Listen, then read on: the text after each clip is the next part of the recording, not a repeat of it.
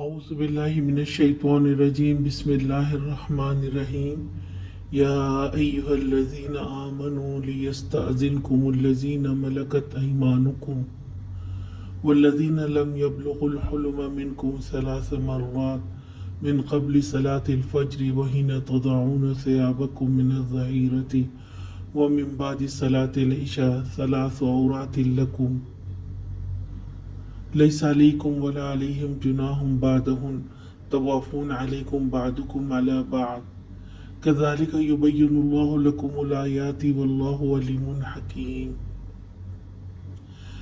اے لوگوں جو ایمان لائے ہو، لازم ہے کہ تمہارے مملوک اور تمہارے وہ بچے جو ابھی عقل کی حد کو نہیں پہنچے ہیں 3 اوقات میں اجازت لے کر تمہارے پاس آیا کرے، صبح کی نماز سے پہلے، دوپہر کو جب تم کپڑے اتار کر رکھ دیتے ہو، اور عشاء کی نماز کے بعد۔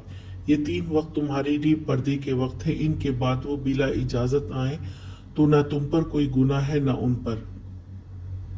تمہیں ایک دوسرے کے پاس بار بار آنا ہی ہوتا ہے، اس طرح اللہ تعالیٰ تمہارے لیے اپنے ارشادات کی توضیح کرتا ہے اور وہ علیم و حکیم ہے۔ اللہ سبحانہ وتعالی ایمان والوں سے فرماتے ہیں، تمہارے غلام، لونڈی اور نابالغ بچے بھی 3 اوقات میں اجازت لے کر تمہارے پاس آئیں۔ یہ 3 وقت فجر کی نماز سے پہلے، دوپہر کے وقت اور عشاء کے بعد۔ یہ 3 اوقات میاں بیوی کے آرام کا ہے، بے دھڑک کسی کو داخل ہونے سے روکا جا رہا ہے۔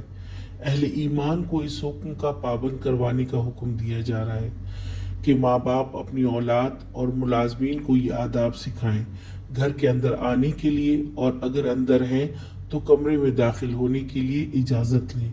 یہاں نابالغ کے لیے حکم ہے تو بالغ لوگ خود سمجھ لیں کہ پھر ان کا طریقہ کیسا ہونا چاہیے۔